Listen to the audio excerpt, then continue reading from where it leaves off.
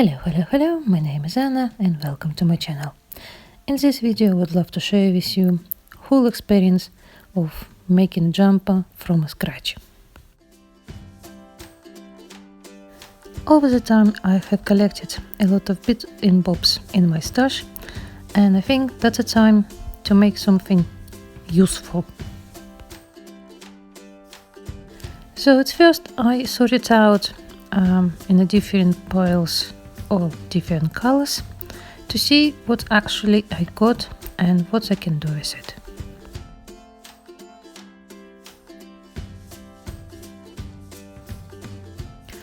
After that I got 6 different piles with different colors. There's pinks, blues, browns, greens, white and yellows. I decided that I gonna put everything from my drum card and make multicolored parts. Because most of my stash was in storage for some time and some bits got quite tight, I decided to put patiently every single bit through the drum card to make fibers more open and easier to spin. I use the painting technique to add more sari silk. To avoid a muddy effect later on in my yarn, I make sure that I don't put muddy colors next to each other, and my yarn gonna be nice and bright. I have got quite a big drum card. It's a 30 centimeters Ashworth and has capacity about 100 grams for each part.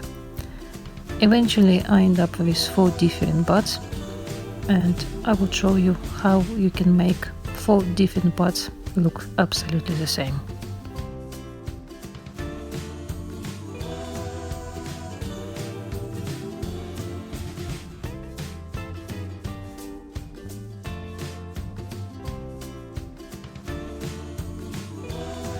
Whole process of carding wool took me about 2 hours, but I'm very pleased with what I got, and I will show you very soon.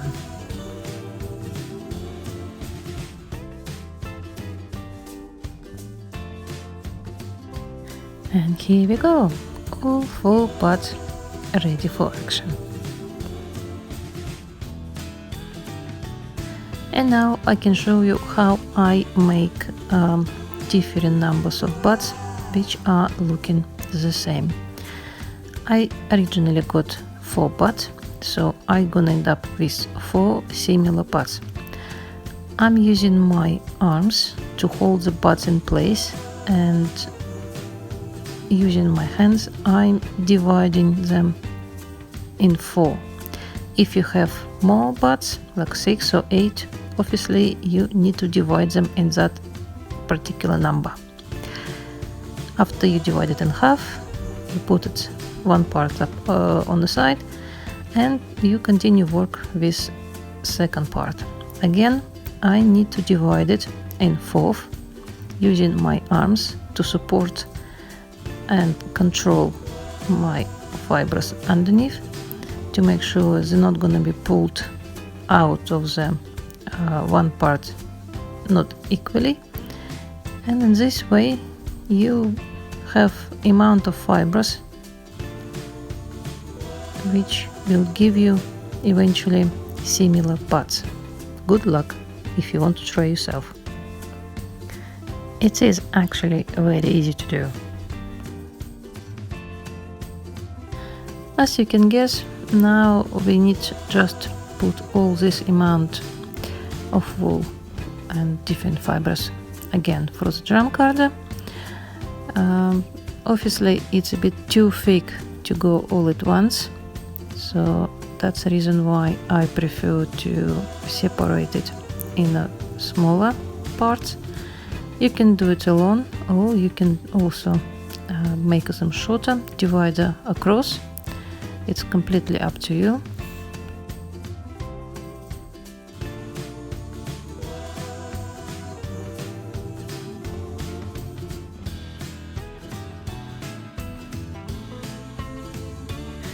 Because I use a lot of colors and I don't want them to be completely mixed, so I'm not using the sandwich technique, which give even more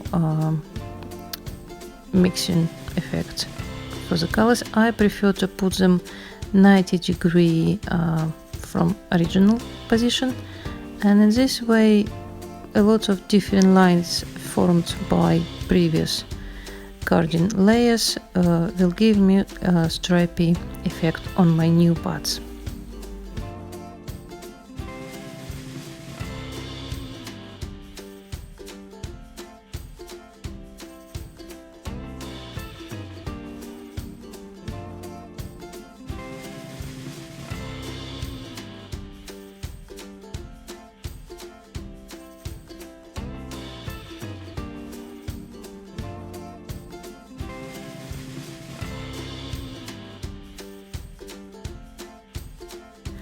You can see for yourself, they look quite the same.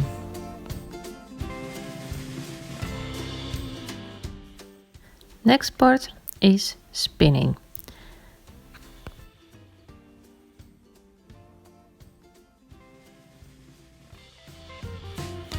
That is my single, and this is a bobbin of one part.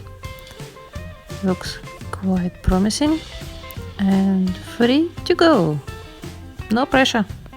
In the end, the thickness of my yarn was similar to 4-ply yarn, and you can see the whole bobbin of goodness.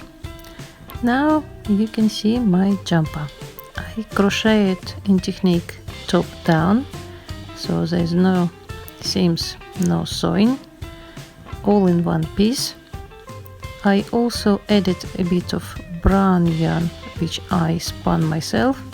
It's just brown wool with a lot of sari silk on it, with tweed effect, which I quite pleased with, and I think they go well together.